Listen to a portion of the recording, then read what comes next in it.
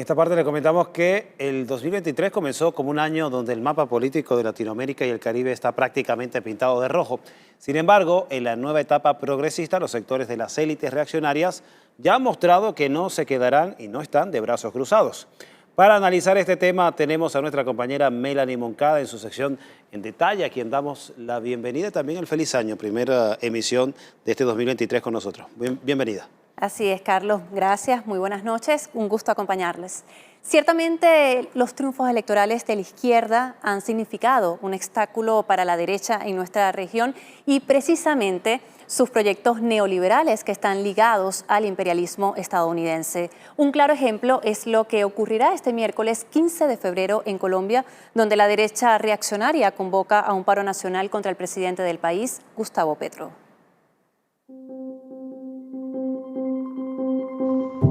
Con apenas 6 meses en el cargo, Gustavo Petro enfrenta su primer gran paro nacional. Pero las razones no son por la aplicación de un paquete neoliberal ni por la represión contra protestas estudiantiles, y ni siquiera por la corrupción. Los motivos de la derecha colombiana son las 3 reformas sociales propuestas por el presidente colombiano. Y somos el penúltimo lugar en mortalidad infantil. Nos gana por 0,2 México, si no seríamos el último. Y Colombia está siendo alcanzada por México, es decir que vamos a ser el último. Y es por la ausencia de un sistema de atención primaria y de prevención en Colombia. No lo tenemos, esa fue la deuda que dejó la Ley 100 y se traduce en una profunda diferenciación de la población y de las regiones frente al derecho a la salud. El presidente Petro ya lo adelantaba en su campaña electoral. Busca hacer del sistema de salud más accesible a los ciudadanos, regulando las denominadas entidades promotoras de salud, las EPS, que funcionan como un método de medicina privada que paga dividendos al Estado. Además, el mandatario propone una reforma laboral y de pensiones que garantice mayor beneficio a los colombianos. A esa misma oposición le hemos pedido que no deslegitime el gobierno de Gustavo Petro, que es un gobierno que ganó en democracia, que ganó compitiendo por votos y que los colombianos lo eligieron, que tratarle de guerrillero o decir que van a aquietar a quienes están adelantando las discusiones, pues no le hace bien a la oposición, a la democracia ni a este país. Esta reforma es necesaria. Creo que la tenemos que defender en el Congreso y creo que la ciudadanía tiene que movilizarse de manera activa también para defenderla. El paro nacional del 15 de febrero contra Gustavo Petro es una iniciativa del joven congresista Miguel Polo Polo, que se define casado con el capitalismo gestor y es militante del Partido Centro Democrático del expresidente Álvaro Uribe Vélez. Estamos berracos porque esta persona, exconvicto guerrillero, que ahora es presidente, nos quiere llevar a ese seguro social, que fue una catástrofe, ese sistema de salud totalmente público, en donde los colombianos se morían en las camillas de las caridades, en donde solo el 30% del país tenía cobertura en el sistema de seguridad social y el 70% se estaba pues a la deriva, estaba pues a la de Dios. A esta búsqueda de la derecha de nuevos liderazgos frescos que se alejen de la pésima imagen uribista, también se encuentran las senadoras María Fernanda Cabal y Paloma Valencia, además del abogado y escritor Jaime Arizabaleta y el senador Carlos Fernando Motoa, ambos fichas del uribismo en el Valle del Cauca. Una de las razones de este plan reaccionario contra el gobierno progresista de Petro es la iniciativa de la paz total con los grupos guerrilleros. Ahora hay que inventarse algo similar porque todavía hay incautos que creen que puede haber paz total. Nunca va a haber paz total con 300.000 hectáreas de coca. Nunca va a haber paz total con control territorial de grupos ilegales. Nunca va a haber paz total y mucho menos con un gobierno que va a anarquizar el país con los diálogos regionales vinculantes. Una reforma tributaria inoportuna. Estamos en una afectación inflacionaria, en una problemática de empleo en el país, en una economía mundial inestable para presentar una reforma tributaria. Creo que no es el momento e insisto, va a afectar en su articulado altamente a la clase media en el país. Frente a la campaña mediática y en redes contra su gestión, el presidente Gustavo Petro hace un llamado a los colombianos a defender las propuestas de cambio social que hacen retroceder décadas de imposiciones neoliberales y de represión por parte del Estado. Mis privilegios no pueden ser la excusa para no permitir que la sociedad colombiana acceda a los derechos que están ordenados en la Constitución. Así que las reformas vienen en ese sentido y vienen, ojalá, de la mano, ojalá de un pacto nacional. Ya teniendo claro este contexto, hay que decir que el panorama político en Colombia no se diferencia del resto de países gobernados por líderes progresistas o donde existe polarización entre la izquierda y la derecha. A continuación, vamos a repasar algunos escenarios que se vislumbran para este 2023. En materia electoral, Paraguay tendrá elecciones generales el próximo 30 de abril. Las primeras encuestas dan como favorito a Santiago Peña, candidato del Partido Colorado y aliado directo del expresidente Horacio Cartes. El exministro de Hacienda es un abanderado del neoliberalismo y ha defendido a Cartes en las acusaciones del Departamento de Estado de Estados Unidos contra el expresidente por contrabando y lavado de dinero. En Guatemala, las elecciones generales se realizarán el 25 de junio y allí la candidata indígena Telma Cabrera fue excluida por el Tribunal Electoral, acción denunciada por organizaciones sociales.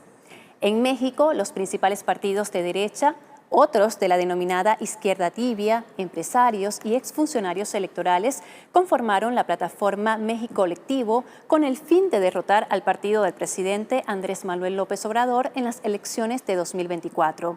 Y el 22 de octubre del presente año serán las elecciones presidenciales en Argentina, donde por medio del lawfare fue proscrita la líder peronista Cristina Fernández, mientras la oposición asuma el regreso del expresidente Mauricio Macri a la contienda política.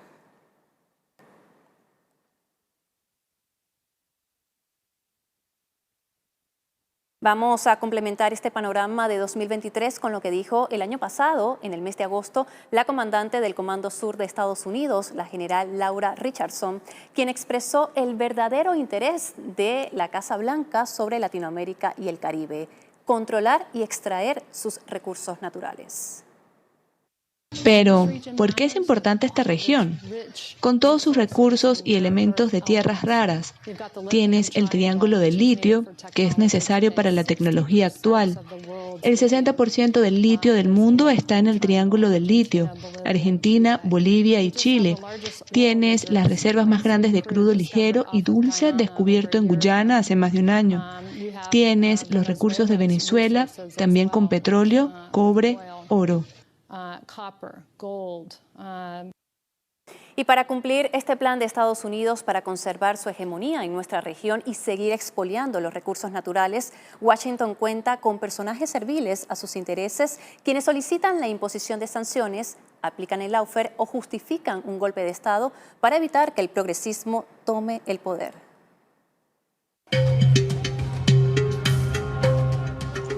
El 8 de enero de 2023, solo una semana después de asumir el cargo presidencial, el gobierno de Luis Ignacio Lula da Silva fue objeto de una intentona golpista. La operación, coordinada por dirigentes bolsonaristas y empresarios, llevó a miles de personas a la capital, Brasilia. La turba ingresó violentamente a la explanada de los poderes, asaltando los edificios del Congreso, el Tribunal Supremo y la sede ejecutiva, el Palacio de Planalto. Lo que hubo aquí fue un intento de golpe. Fue un intento de golpe con gente preparada. Y fue porque el expresidente lo ordenó, porque tiene la culpa de haber pasado los 4 años instigando con discursos de odio, mintiendo a la sociedad brasilera, instigando de que el pueblo debe estar armado sin dar garantías a la democracia. Los bolsonaristas destrozaron todo a su paso, mientras que la Policía Federal estaba desbordada, lo que posteriormente fue cuestionado por las fallas en los servicios de inteligencia del país. Más de 1.000 detenidos, entre ellos 54 dirigentes bolsonaristas. Asimismo, 3 empresas son señaladas de financiar el campamento y transporte de los violentos, mientras el expresidente Jair Bolsonaro se desligó de los hechos, pero dijo que su lucha continúa. El 22 de octubre de 2022, el Comité Cívico de Santa Cruz volvió a sus planes de desestabilización contra el gobierno boliviano del presidente Luis Arce. El argumento fue exigir el adelanto del Censo de Población y Vivienda para 2023, objetivo que no cumplieron. Los 36 días de paro, bloqueos y violencia racista al sur de Bolivia dejó 4 muertos, 178 heridos y más de 1.200 millones de dólares en pérdidas económicas. Estos señores no han ganado nada. Mira que ha sido una derrota y una falta de respeto para toda esa gente que supuestamente ha estado engañada por estos comités cívicos. Más de 30 días paralizado este departamento y los más afectados han sido los hermanos que viven del día, transportistas, gremiales, los hermanos productores del área rural. No han tenido el mínimo de empatía y solidaridad con estos hermanos. En 2023, el Comité Cívico de Santa Cruz se reactivó en sus acciones violentas para exigir la liberación del gobernador del departamento, Luis Fernando Camacho, principal impulsor del golpe de Estado contra el presidente Evo Morales en noviembre de 2019. Estos sectores, históricamente, tienen como objetivo el separatismo de la región de Santa Cruz y de otros departamentos en la denominada Media Luna. Si se creen tan bolivianos, pelearemos verdaderamente por Bolivia y no pensaremos simplemente en un acto de separatismo, porque lo que nos están planteando es separatismo. La ultraderecha boliviana nos está planteando eso. Otro método de la extrema derecha es realizar planes de magnicidio, como el que fue objeto la líder peronista y vicepresidenta de Argentina, Cristina Fernández. Jóvenes del grupo ultraderechista Revolución Federal fallaron en la ejecución del asesinato el 1 de septiembre de 2022. También el golpe parlamentario es utilizado por los sectores conservadores en nuestra región. El 7 de diciembre de 2022, el presidente peruano Pedro Castillo fue destituido por el Congreso, que apeló a la incapacidad moral tras año y medio de asedio legislativo y mediático. ¿Por qué tienen que haber golpes parlamentarios y violentos? ¿Por qué presidentes elegidos popularmente hoy están presos cuando deberían estar en esta mesa? En la agenda golpista de la extrema derecha, también se debe destacar cómo Cuba, Nicaragua y Venezuela han sido blancos de los llamados a imposición de medidas coercitivas unilaterales. El exsecretario de Estado estadounidense Mike Pompeo admite en su libro No ceder una pulgada que Washington aplica la asfixia económica de los pueblos para justificar una intervención contra los gobiernos legítimamente constituidos.